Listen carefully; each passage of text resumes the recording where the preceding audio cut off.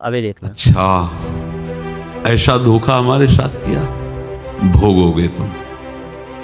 ये जो निकलता है ना भोगोगे, ये अकाट्य होता है। क्योंकि किसी का भी हृदय, मान लो किसी भी जीव जंतु को आप कष्ट दें और उसका हृदय आह भर जाए, तो वो आह वज्र की लीक है, तुम्हें भोगना पड़ेगा। वो आह किसी की ना लेना जिंदगी। सही। कोई ऐसा कोई आह भर करके कह दिया तुम समर्थ हो, हम तो कुछ कर नहीं सकते, और अंदर से दुखी, फिर तुम्हारी सामर्थ्य काम नहीं करेगी, मिट्टी में मिला देगी। ऐसा नहीं कि आप जो कर रहे हैं कोई देख नहीं रहा, कोई हिसाब किताब नहीं, जो कर रहे हैं अवश्य में भोक्तव्यम। बहुत सावधान।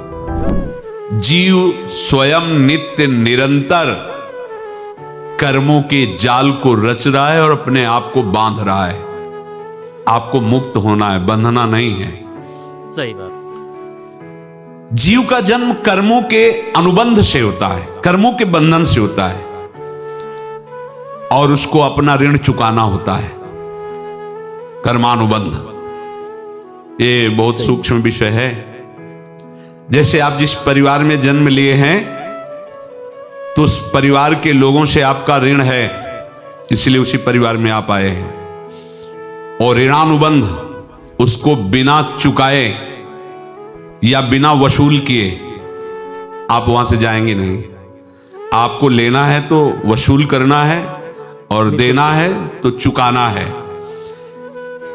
ये पूर्व के जन्मों से निश्चित किया गया है। जैसे किसी के यहां पुत्र हुआ, जन्म से ही पैसा खर्चा शुरू हुआ, जो बड़ा हुआ तो उद्दंडता के द्वारा मार पूरे परिवार को क्लेश पर क्लेश देता चला जा रहा है। ये तुम्हारे कर्म का फल है। या ऐसे शक्तिहीन बुद्धिहीन ऐसे पागल पूरे जीवन सेवा करो, तुमसे अपना हिसाब चुकाने के लिए वो आया है। अब परिवार के जो सदस्य जुड़े आके, मतलब पत्नी आते ही पूरी हृदय में आनंद, परिवार में आनंद, और जीवन भर वो आनंद ही सुख देने के लिए उसका जन्म हुआ। वो अपना ऋणानुबंध मुक्त, और आते ही भयंकर क्लेश खड़ा कर दिया, बीच में दीवाल और झगड़ा वैसा, फिर अतरे दिन मारपीट शुरू, कलह अशांति, पूरा जीवन नरक हिसाब करने आए। यहां ऋण चुकाए बिना कोई जा नहीं सकता, ऋण चुकाना पड़ेगा। किसी का ऋण वसूल करना है तो किसी को ऋण चुकाना है, दोनों काम करने होते हैं। अनेक जन्मों में अनेक लोगों के साथ हमने जो बर्ताव किए हैं, अच्छे या बुरे, वो होंगे। अब किसी आदमी को हम जानते नहीं, अचानक मिला, अचानक टक्कर लगा और मार पीट गाली गुप्ता सब कर दिया, चुपचाप सह लो। क्यों? ये आपका हिसाब है, पूर्व का हिसाब। हमारा उससे कोई द्वेष नहीं, कोई संकल्प नहीं। अचानक घटना घटी और हमसे द्वेष करने लगा, हमें पीटने लगा, हमें गालियां दे, ये हिसाब है, चुपचाप सह जाओ। अपने घर का भाई ही भारी दुश्मन बन गया और क्लेश दे, हिसाब है। एक प्रभुदत्त ब्रह्मचारी जी की वाणी में पढ़ा था, एक महात्मा जी भ्रमण करते थे, तो उस समय असरफियां चलती थी, मोहरे असरफियां, उनको भेंट में देते लोग। तो या तो ठाकुर सेवा में लगे तत्काल, या संत सेवा में तत्काल लगे, उसका संग्रह करके डोलना ये ठीक नहीं है। बैरागी के लिए सिद्धांत में ये ठीक नहीं है। तो जब 2, 4, 6, 8 ऐसे मोहरे हुई, तो उन्होंने विचार किया कि और भ्रमण करके जब काफी मोहरे हो जाएंगी तो प्रयागराज में जब कुंभ पड़ता है, एक बार पूरे सब अखाड़े के संतों को, अलग अलग संप्रदाय सब संतों को बुलाएंगे और सबको पुआएंगे। अब साधु है तो यही विचार करेगा, और क्या विचार करेगा। तो उन्होंने एक ऐसे डंडा बनवाया, बेंत, जो ऊपर से चूड़ीदार और भीतर पोला, और मोहरे उसमें डालते गए। और भ्रमण, जहां जहां श्रद्धालु भगत थे सबके यहां जाना और इच्छा रखना कि एक मोहर तो दे दे दक्षिणा में। कामना कोई भी हो वो बांधती ही है, ध्यान रखना। इसीलिए प्रभु जो चाहे वो करे, अपनी चाह नहीं रखनी चाहिए, अपनी चाह प्रभु की चाह में मिला देनी चाहिए। धीरे धीरे वो छड़ी भर गई। सही बात है। भ्रमण करने वाले महात्मा चूड़ी लगाई, इंतजार करते रहे। जब प्रयाग का कुंभ पड़ा तो चले। तो रास्ते में एक गांव में पूछा जाता है, जैसे कहीं रुको कि कोई श्रद्धालु ऐसा है जो संत सेवी है। तो कुछ लोगों ने बताया हाँ एक परिवार है बहुत संत सेवी है और आपको मिलाते हैं उनसे। आइए महाराज, घर में रुका, ठीक, खूब अच्छा हलवा पूड़ी पवाया और जो घर के मालिक थे चरण दबाए। चरण दबाते दबाते उनकी दृष्टि पड़ी उस डंडे पे। इतना मोटा और ऊपर से कुछ चूड़ी सी भी नजर आ रही, इस डंडे में तो कोई रहस्य है ही है। अब महात्मा जी को खवा पिला के सुला दिया। महात्मा जी जब सो गए तो पत्नी से धीरे से कहा वो डंडा लाओ बाबा जी का डंडा। और वो चूड़ीदार जो ही खोला पलटाया तो सैकड़ों मोहरे। ऐसे संत रोज पधारे भगवान, तुम आनंद हो जाए फिर क्या। पत्नी से कहा नाप के कंकड़ लाओ। वो तो महात्मा जी तो खाए खीर पूड़ी, आराम से सो रहे। रात में पूरी प्लानिंग करके उसमें कंकड़ भर के चूड़ी लगाकर सिराने रख दिया, सारी मोहरें हटा ली। महात्मा जी आराम से छड़ी उठाए तो वजन पक्का। वैसे बड़े लोग चतुर होते हैं पर ये नहीं जानते कि कर्म कितना भयानक होता है। और उनकी कोई संतान नहीं थी पर धन में इतना प्रेम उनको था। बहुत सावधान। साधु महात्माओं के पास जो अर्थ है, गृहस्थी अगर आता वहीं से है, पर अगर उसको जोर जबरदस्ती या किसी छल कपट से, तो वो उसका विनाश ही करता है। आज तक का प्रमाण है। अब उनको ये भाव पता नहीं होगा, या पता होगा तो लोभ के कारण वो उसको मान नहीं पाए होंगे। महात्मा जी गए प्रयाग में, किसी अखाड़े पर रुके और वहां प्रार्थना की कि कल जो है संपूर्ण अखाड़ों का निमंत्रण किया जाए और सब संतों को भोग पवाया जाए और उनको दक्षिणा भी दी जाए।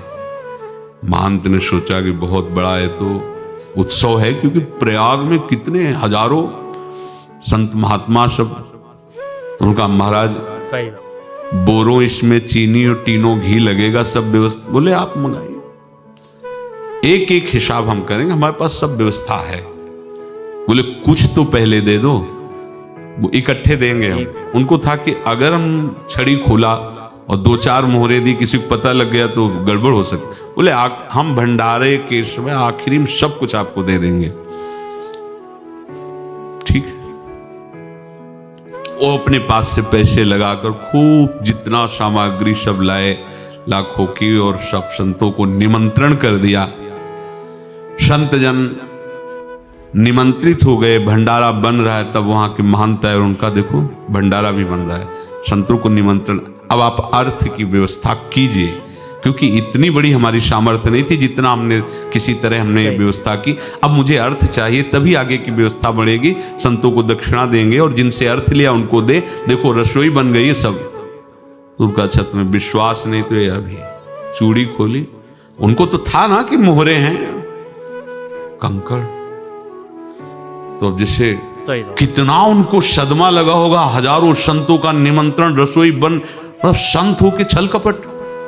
तो उनका महाराज आपने तो हमारा नाश कर दिया, जो महंत थे। अब बताओ रसोई बन गई, संत निमंत्रित हो गए और आप ये कंकड़ दिखा रहे हैं हमको। आपने तो हमें बर्बाद कर दिया, हमारी इतनी सामर्थ्य नहीं थी, आप पहले बता देते। संत होकर ऐसा छल कपट। अब वो बोले तो क्या बोले, क्योंकि उनको पता था कि मोहरे हैं इसमें।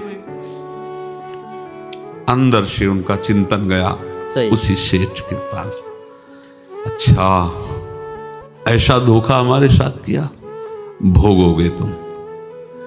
ये जो निकलता है ना भोगोगे, ये अकाट्य होता है। क्योंकि किसी का भी हृदय, मान लो किसी भी जीव जंतु को आप कष्ट दें और उसका हृदय आह भर जाए, तो वो आह वज्र की लीक है, तुम्हें भोगना पड़ेगा। वो देखो भीष्म जी को भोगना पड़ रहा है ना। सांप को ऐसे धनुष की नोक से उठाया और बंबूल के कांटों के ऊपर फेंक दिया, कई दिन तक शेदा हुआ, वो आह भर करके मरा। तो आपको 6 महीने बाणों की सैया पर आह किसी की ना लेना जिंदगी में। कोई ऐसा कोई आह भर करके कह दिया तुम समर्थ हो, हम तो कुछ कर नहीं सकते। और अंदर से दुखी, फिर तुम्हारी सामर्थ्य काम नहीं करेगी, मिट्टी में मिला देगी। फिर ये तो संत थे और भगवत आराधना के लिए, संत आराधना के लिए ही ऐसा किए हुए थे। अब इनका कैसे मुंह दिखाएं? अब क्या करें?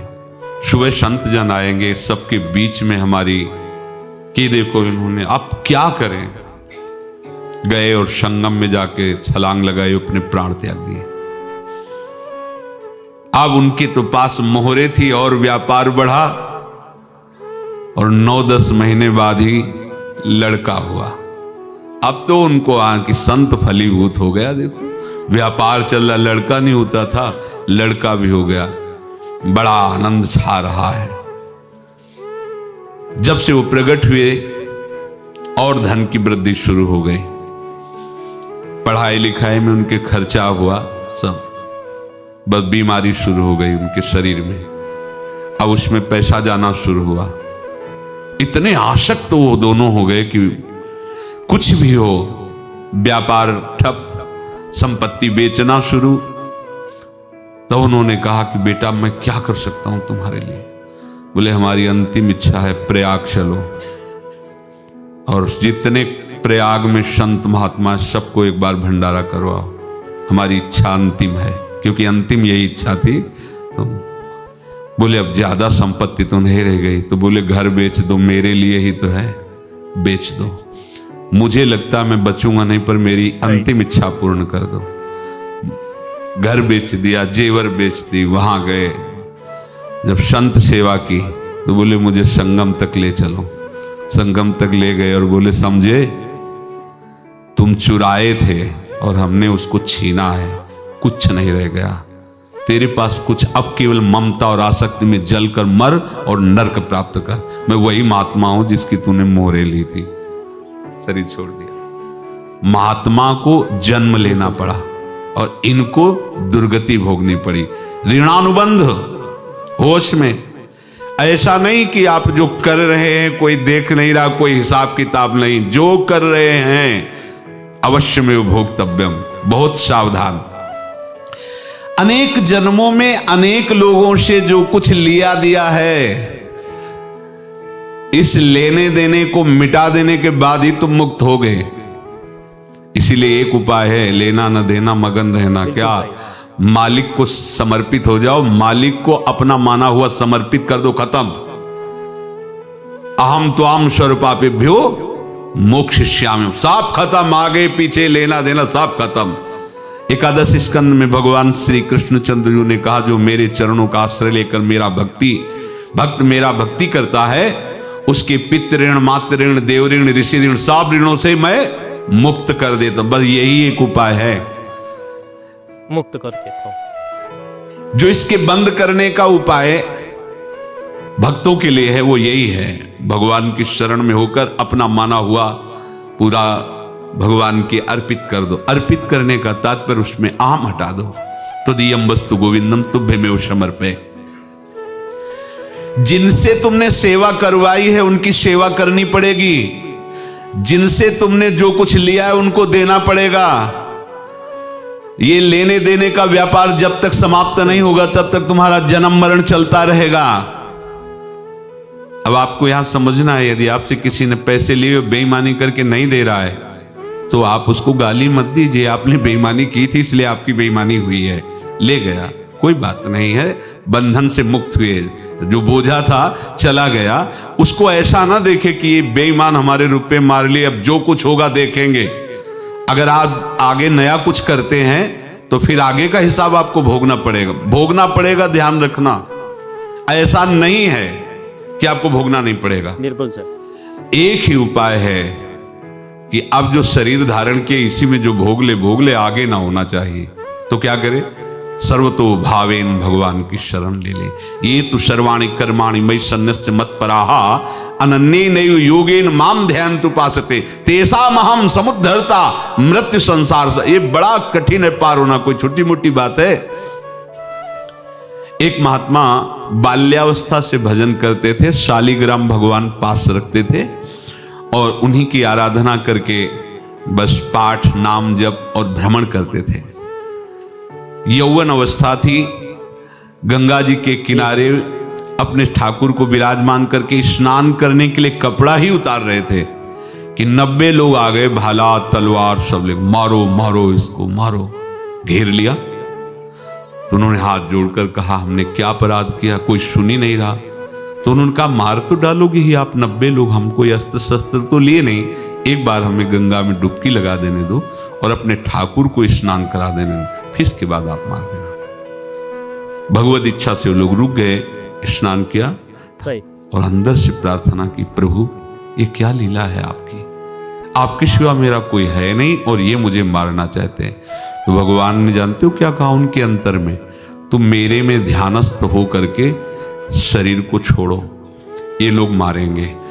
ये मेरे भजन का फल है कि तुम्हें 90 जन्म नहीं लेना पड़ेगा, एक ही जन्म में 90 मिलके, तुमने 90 हिंसा की थी पूर्व में, तो तुम्हें 90 बार जन्म लेना होता और एक एक करके मारते। ये मेरे भजन का प्रताप है कि एक बार में ही 90 का हिसाब हो जाएगा।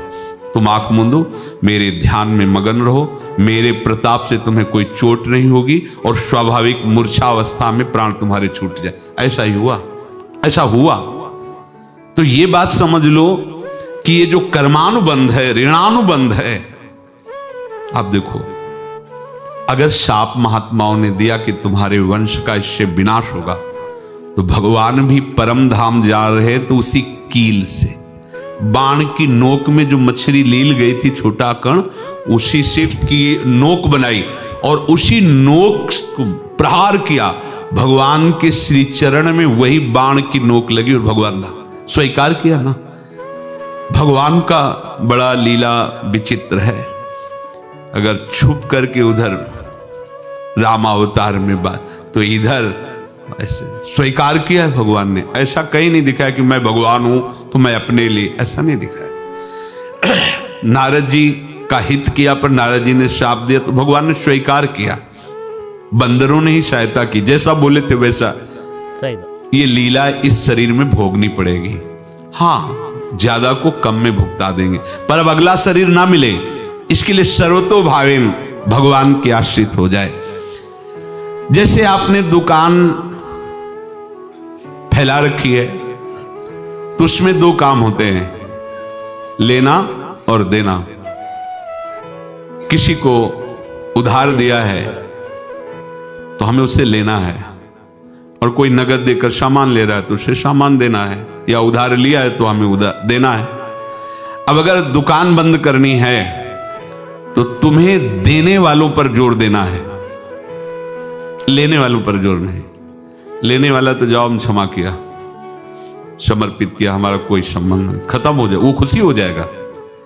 लेकिन देने वाला तुम अगर दुकान भी उठा दोगे तो जहां भी रहोगे तुम्हारे पास वो आएगा, लाइए हमारा। तो देने पर नजर रखिए, जिसका जिसका हिसाब है वो आपके सामने आता जाए, हटाते जाओ। लेने पर नजर मत रखिए और दुकान फौरन उठा दीजिए, नहीं अगर लेते देते रहे तो चलता रहेगा। आगे चलकर कुछ लेना न देना, मगन रहना बस अपने प्रभु के चिंतन में। अब हम कैसे जाने कि किसको क्या देना है, हमें क्या पता? तो हम पूरा हिसाब जिनको पता है उनको दे देते हैं। बिल्कुल सही। समझ रहे हो? उनको पता है क्या लेना है क्या देना है, तो इनके पास पहुंच गए या सरकारी हिसाब से सब बराबर कर देंगे। हमको अपनी जिम्मेवारी इनकी चरणों में समर्पित कर देना है, तभी हम जीवन मुक्त होंगे। ये रहस्य की बात है। प्रभु कह रहे हैं, यस्य सर्वे समारंभाः काम संकल्प वर्जिताः ज्ञानाग्नि दग्ध कर्माणं तमाहु पंडितम बुधाः। जिसके संपूर्ण कर्मों के आरंभ संकल्प और कामना से रहित हैं, तथा जिसके संपूर्ण कर्म ज्ञान रूपी अग्नि से जल गए हैं, उसको ज्ञानी जन भी पंडित कहते हैं, बुद्धिमान कहते हैं। पूज्य श्री भाई जी महाराज कह रहे हैं, जैसे वहां ज्ञानाग्नि से दग्ध कह रहे हैं, तो अपने वृंदावन वासियों का प्रेमाग्नि से सब कर्म संस्कार दग्न होते हैं।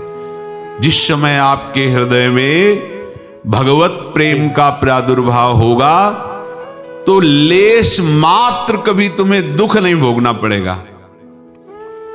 प्रेम का प्रादुर्भाव होते ही दुख का नाश हो जाता है। महासुख। जब प्रेम का प्रादुर्भाव होगा तो समस्त पाप भस्म हो जाते हैं, अशांति नष्ट हो जाती है, संसार ज्वाला स्पर्श भी नहीं कर सकती है।